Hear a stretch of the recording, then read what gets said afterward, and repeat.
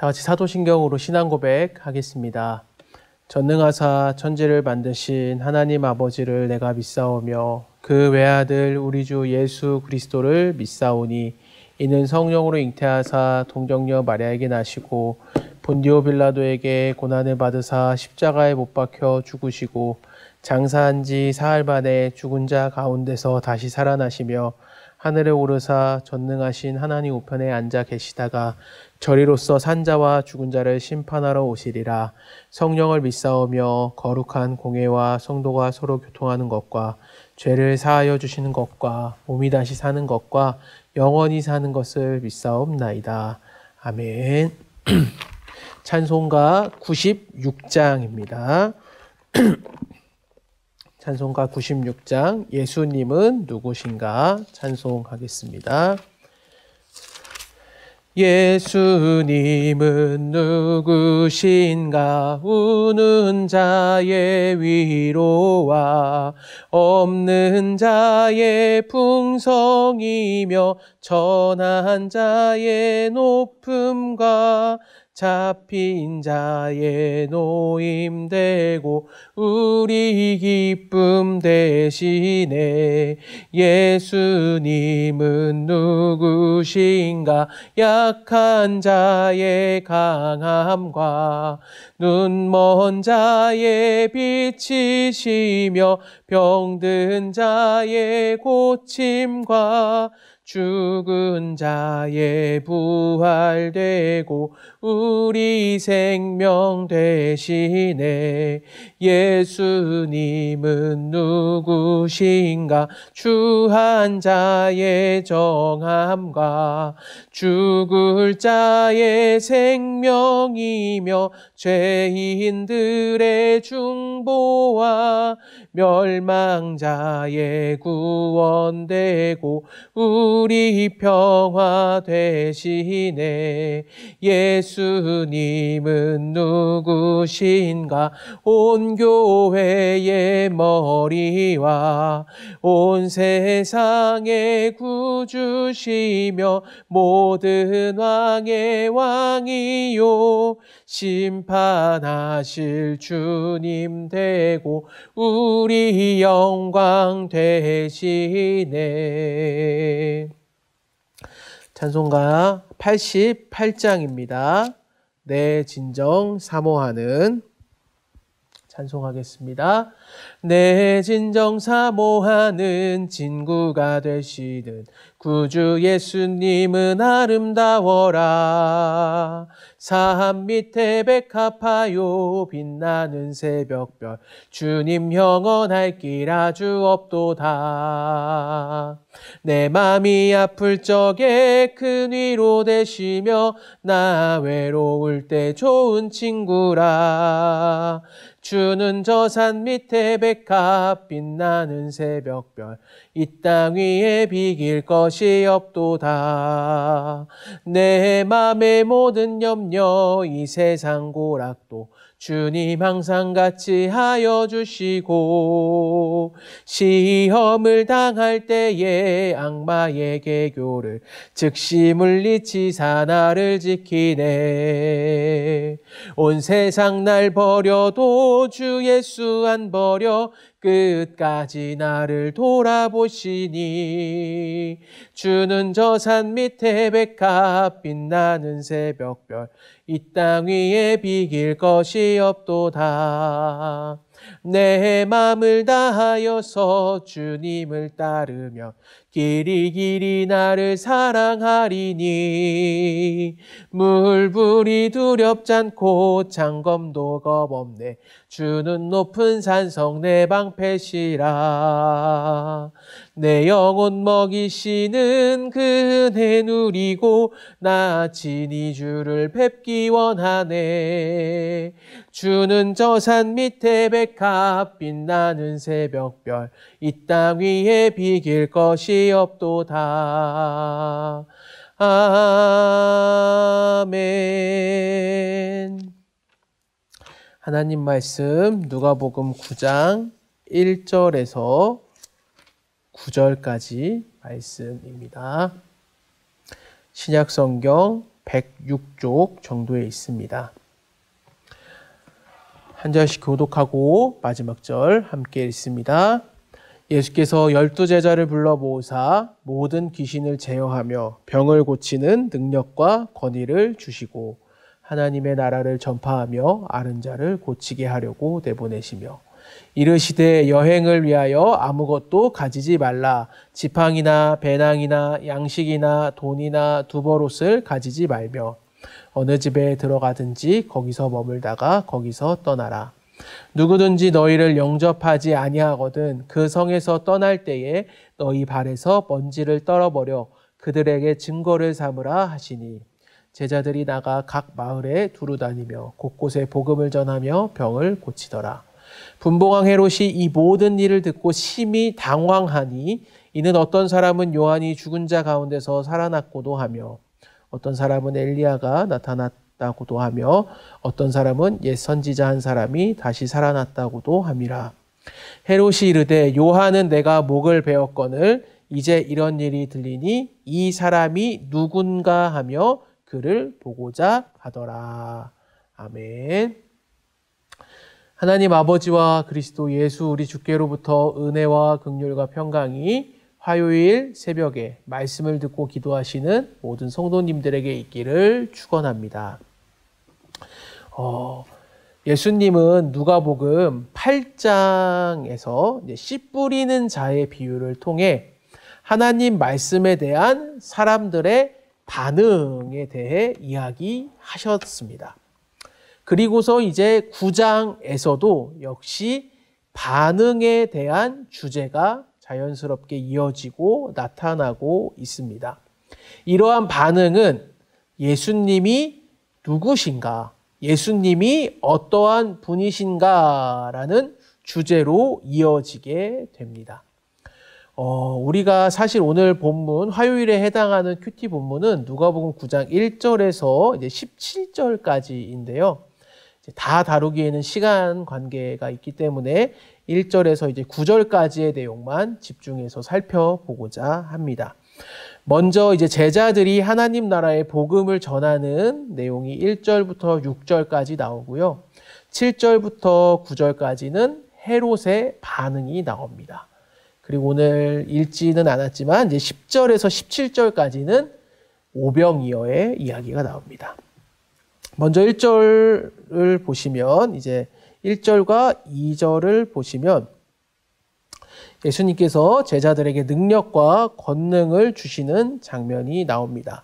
예수께서 12제자를 불러 모으사 모든 귀신을 제어하며 병을 고치는 능력과 권위를 주시고 하나님의 나라를 전파하며 앓는 자를 고치게 하려고 내보내시며 라고 나와요. 예수님은 12제자에게 모든 귀신을 제어하고 병을 고치는 능력과 권위를 주셨다라는 겁니다. 우리는 성경에 등장하는 이러한 기적들을 이따금씩 보다 보면 그 기적, 그 사건, 기적에만 집중하는 경우가 많이 있습니다. 아무래도 좀 놀라운 일이고 일어날 수 없는 일이 일어났기 때문에 그럴 거라 생각을 합니다. 하지만 더 본질적인 것이 있음을 기억해야 됩니다. 이러한 기적들, 병이 고침받고 귀신이 떠나가는 이러한 기적들은 단순히 불치병이 완치가 되었다라는 어떠한 치료의 목적, 치료가 되었다라는 것만을 가르쳐 주기 위한 목적이 그런 목적만 있는 게 아니라는 거예요. 이것은 곧 하나님의 나라가 도래했다라는 증거가 된다라는 거예요. 또한 이것은 누가복음 4장에서 예수님이 말씀하셨던 이사야 61장의 말씀이 성취된다라는 걸 또 하나 보여주는 거예요. 이사야 61장 1절에 보면 이런 말씀이 나옵니다. 주 여호와의 영이 내게 내리셨으니 이는 여호와께서 내게 기름을 부으사 가난한 자에게 아름다운 소식을 전하게 하려 하심이라. 나를 보내사 마음이 상한 자를 고치며 포로된 자에게 자유를, 갇힌 자에게 노임을 선포하며 라고 말씀을 해요. 가난한 자에게 아름다운 소식을 전하시고 마음이 상한 자를 고치며 포로된 자에게 자유를 선포하시는 우리 예수님의 그 사역이 이제는 예수님뿐만 아니라 예수님의 제자들에게까지 위임되었다라는 걸 보여주는 거예요. 그렇기 때문에 예수님이 제자들에게 귀신을 제어하고 병을 고치는 능력과 권위를 주신 궁극적인 목적은 어디에 있는 거예요? 우리가 방금 읽은 누가복음 9장 2절에 나오는 것처럼 하나님의 나라를 전파하며 앓는 자를 고치게 하시려고 우리 주님은 제자들에게 이러한 능력과 권위를 허락하셨다라고 말씀한다는 거예요. 다시 한번요. 이런 능력과 권위를 제자들에게 주신 이유가 명확합니다. 뭐라는 거예요? 제자들의 유익을 위해서 주신 게 아니라 하나님 나라를 위한 것이며 포로된 자, 갇힌 자, 병든 자를 위해 우리 주님이 제자들에게 능력과 권위를 주셨다라는 겁니다. 그러므로 우리 주께서 허락하신 이 권능과 능력을 어떠한 목적으로 사용하느냐가 정말 중요하구나라는 걸 우리가 오늘 말씀을 통해 알 수 있다라는 것입니다.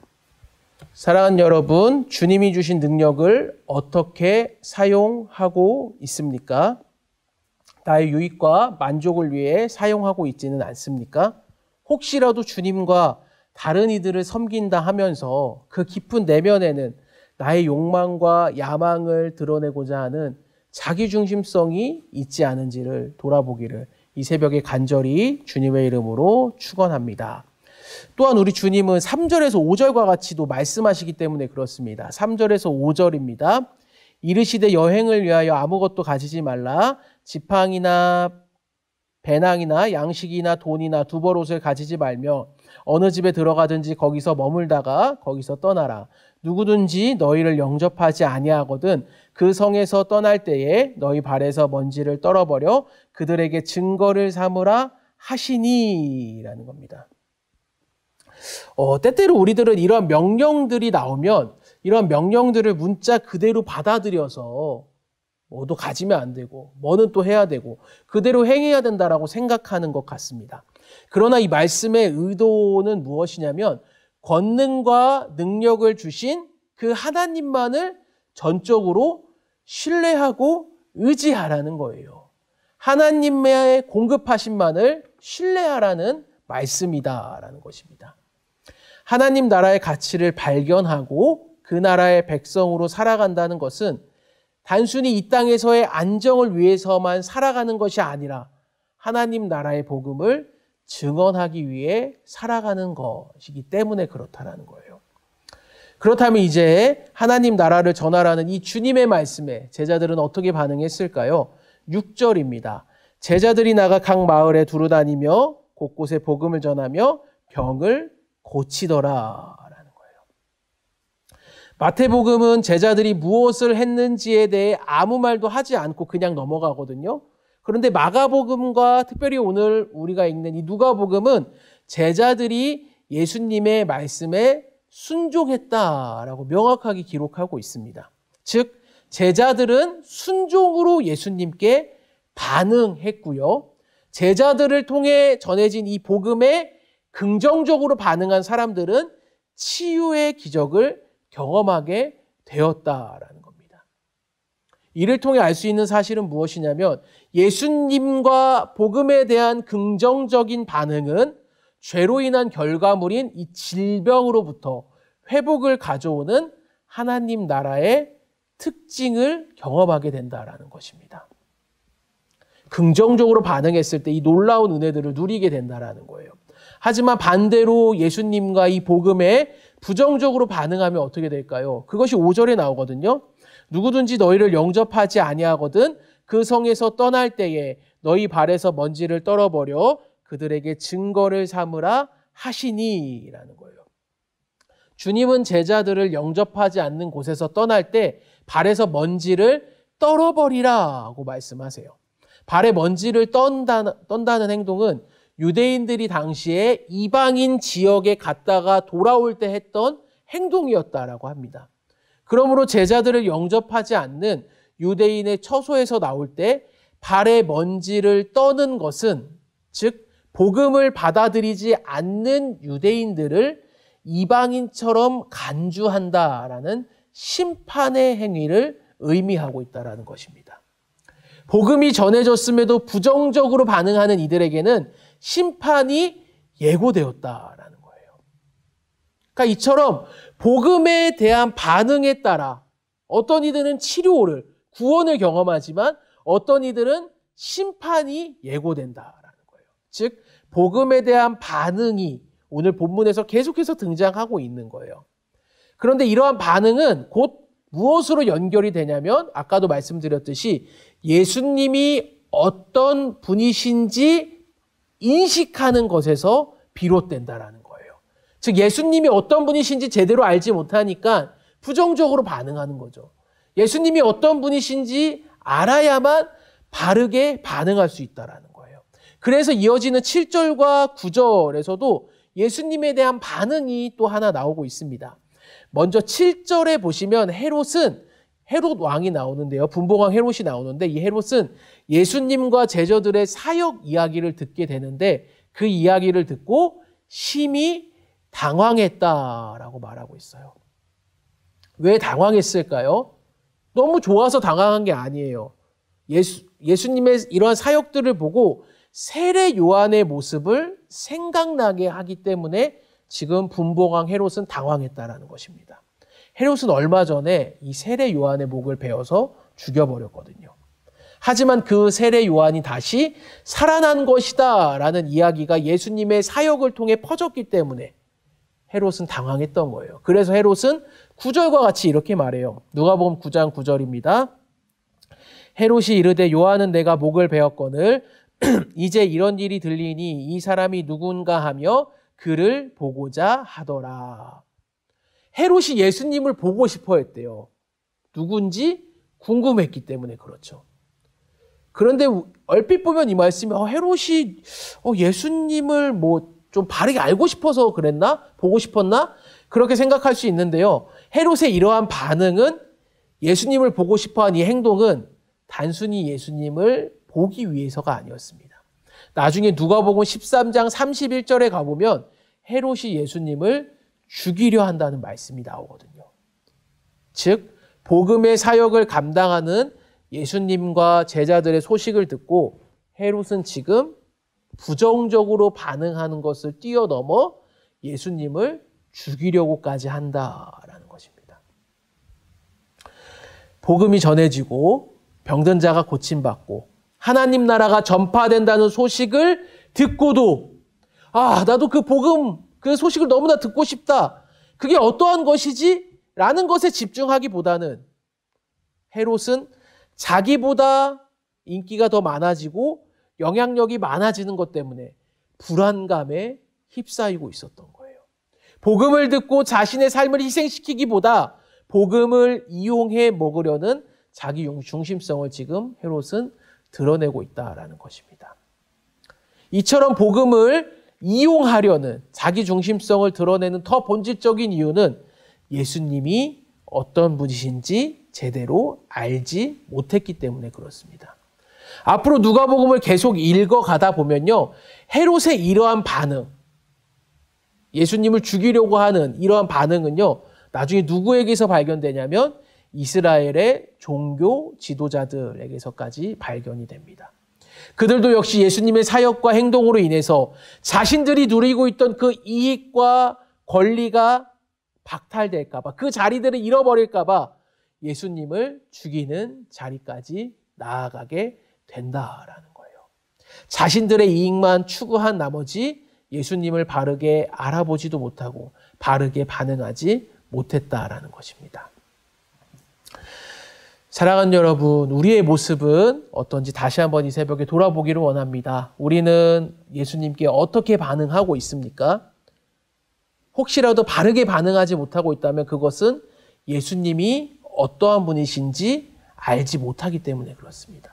예수님을 바르게 알지 못하면 바르게 반응할 수가 없습니다. 구약 성경에서 호세아 선지자는 이런 말을 합니다. 여호와를 아는 지식이 없어서 너희가 망한다. 그렇습니다. 여호와를 아는 지식이 없어서 망한 이스라엘처럼 돼선 우리가 안 된다라는 거예요. 오늘날 교회에 있는 많은 어려움과 문제들이 있습니다. 그것들의 가장 뿌리, 그 깊은 뿌리에는 다른 게 있는 게 아니에요. 하나님을 바르게 알지 못하면서 시작이 된다라는 거예요. 하나님을 바르게 알지도 못하고 교회가 어떠한 곳인지도 바르게 알지 못하기 때문에 그렇다라는 거예요. 성경이 말씀하시는 하나님을, 성경이 말하고 있는 교회를 알지 못하기 때문에 그렇다라는 것입니다. 말씀을 맺고자 합니다. 사랑하는 여러분, 하나님이 그렇기 때문에 어떠한 분이신지 바르게 알아가기 위해 힘쓰는 은혜가 있기를 간절히 축원합니다. 우리의 신앙의 연수가 날마다 늘어갈수록 하나님을 아는 지식이 더 풍성하여지기를 간절히 소망합니다. 그래서 하나님이 어떠한 분이신지를 알고 하나님, 그 예수 그리스도, 그리고 그 복음에 바르게 반응하며 살아가는 은혜가 있기를 간절히 기도하는 이 새벽 시간 되시기를 주님의 이름으로 축원합니다. 기도하겠습니다. 하나님 감사합니다. 오늘 들은 말씀에서 예수님과 또 그 제자들의 사역을 통해 전해진 그 복음에 사람들이 또 어떻게 반응하였는지 또 우리가 살펴보았습니다. 하나님, 우리가 그 복음에 바르게 반응하는 자들 되기를 간절히 소망합니다. 그러기 위해서는 우리가 예수님이, 하나님이 어떠한 분이신지 바르게 알아가야 합니다. 하나님을 바르게 알아가는 은혜가 있을 수 있도록 오늘도 우리를 붙들어 주시고 또 우리가 그 일을 하나님의 말씀을 통하여 이루어낼 수 있도록 주님 우리에게 은혜를 베풀어 주시옵소서. 감사드리며 예수님의 이름으로 기도드립니다. 아멘. 하늘에 계신 우리 아버지여, 이름이 거룩히 여김을 받으시오며 나라의 임하옵시며 뜻이 하늘에서 이룬 것 같이 땅에서도 이루어지이다. 오늘날 우리에게 일용할 양식을 주옵시고 우리가 우리에게 죄 지은 자를 사하여 준 것 같이 우리의 죄를 사하여 주옵시고 우리를 시험에 들게 하지 마옵시고 다만 악에서 구하옵소서. 대개 나라와 권세와 영광이 아버지께 영원히 있사옵나이다. 아멘. 오늘 들은 말씀을 기억하면서 기도해 주시고요. 이번 주 기도 제목인 코로나19 종식과 선교 사명 감당을 위하여 또 새목장 활성화를 위해 또 온라인 가정 대신방을 위해 기도해 주시기 바랍니다. 교회를 위해서 기도해 주시고 또 환우분들을 위해서도 기도해 주시고 또 각자의 기도 제목 가지고 우리 주님 이름 한번 찾고 통성으로 기도하겠습니다. 주여